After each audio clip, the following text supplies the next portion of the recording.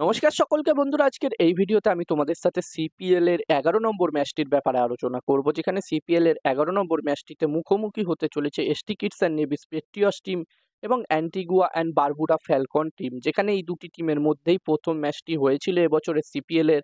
এবং এই 11 নম্বর ম্যাচটিতে এই দুটি টিম আবার একবার মুখোমুখি হতে চলেছে।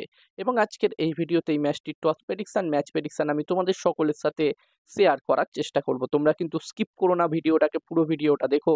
এবং ভিডিওটা দেখার পরে ছোট্ট ভিডিওটা ভালো লাগলে অবশ্যই একটা লাইক করো। আর এই সিপিএল এর প্রতিটা ম্যাচের আপডেট তোমরা পেয়ে যাবে। যারা যারা চ্যানেলটিকে সাবস্ক্রাইব করোনি, আমি তাদের সকলকে বলতে চাই অবশ্যই চ্যানেলটিকে তোমরা সাবস্ক্রাইব করে নিতে পারো। আর তোমরা যারা যারা আলাদাভাবে এই ম্যাচটির 100% winning match report, match prediction জানতে চাও, তারা অবশ্যই এই স্ক্রিনে দেওয়া হোয়াটসঅ্যাপ নাম্বারটিতে মেসেজ করতে পারো। যেখানে বন্ধুরা এই ম্যাচটির জন্য এই দুটি টিমের মধ্যে প্রথম ইনিংসে একটি ভালো টোটালের কথা বললে, এখানে বন্ধুরা প্রথম ইনিংসে 180+ স্কোর যদি হয়, এখানে 180 থেকে 190 এর মধ্যে টোটাল যদি হয়, আমার মনে হচ্ছে একটি ভালো টোটাল হতে পারে। এবার দেখার বিষয় থাকবে কি হয়। যেখানে বন্ধুরা এই দুটি টিমের মধ্যে যেই প্রথম ম্যাচটি হয়েছিল, ওই ম্যাচটিতে দারুণ একটি ম্যাচ আমরা সকলে দেখেছিলাম এই বছরের সিপিএল এর প্রথম ম্যাচটাতেই।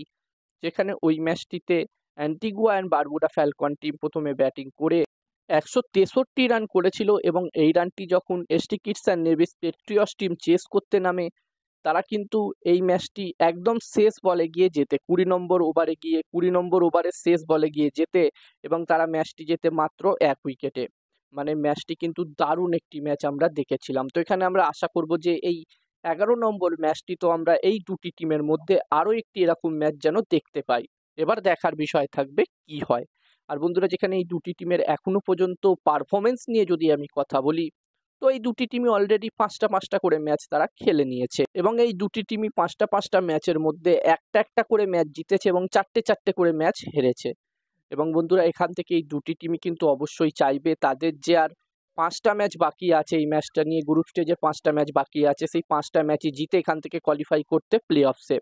এবার দেখার বিষয় থাকবে এই দুটি টিমের মধ্যে কোন টিমটি কোয়ালিফাই করতে পারে প্লে অফসে, নাকি দুটি টিমই কোয়ালিফাই করে যায়, নাকি দুটি টিমের মধ্যে কোনো টিমই কোয়ালিফাই করতে পারে না। দেখার বিষয় থাকবে এখান থেকে এই দুটি টিম বাকি ম্যাচগুলোতে কিরকম পারফরমেন্স করে। এবং এই ম্যাচটিতে আমি যদি আমার প্রেডিকশন তোমাদের সকলের সাথে শেয়ার করি, তো এখানে আমার মনে হচ্ছে এই ম্যাচটিতে, বন্ধুরা ম্যাচটির প্রেডিকশন বলার আগে আমি তোমাদেরকে বলতে চাই, তোমরা যারা যারা আলাদাভাবে এই ম্যাচটির 100% winning match report, match prediction জানতে চাও, তারা অবশ্যই এই স্ক্রিনে দেওয়া হোয়াটসঅ্যাপ নাম্বারটিতে মেসেজ করতে পারো। এখানে এই ম্যাচটির 100% winning match report, match prediction তোমরা পেয়ে যাবে। এবং এই কাজগুলোর প্রমাণ দেখতে চাইলে হাসান ক্রিকেট প্রেডিকশন টেলিগ্রাম চ্যানেলেও তোমরা জয়েন হতে পারো। ডেসক্রিপশনে টেলিগ্রাম চ্যানেলের লিঙ্ক আমি শেয়ার করে দিয়েছি। আর হাসান ক্রিকেট প্রেডিকশন একটি ইউটিউব চ্যানেলও আছে, তোমরা চাইলে ইউটিউব চ্যানেলটিতেও ভিজিট করতে পারো, ডেসক্রিপশনের লিঙ্ক আমি দিয়ে দিয়েছি। আর বন্ধুরা, যতদূর আমার মনে হচ্ছে এই 11 নম্বর ম্যাচটিতে এখানে টস জিততে পারে Antigua and Barbuda Falcon team, এবং এই ম্যাচটিও জিততে পারে অ্যান্টিগুয়া বারবুডা ফ্যালকন টিম। এবার দেখার বিষয় থাকবে কি হয়। তো এই ভিডিওতে এই পর্যন্ত। এই ছোট্ট ভিডিওটা ভালো লাগলে অবশ্যই লাইক করো। আর এই সিপিএল এর প্রতিটা ম্যাচের আপডেট আমি দেওয়ার চেষ্টা করছি, চ্যানেলটিকে তোমরা সাবস্ক্রাইব করে নিতে পারো।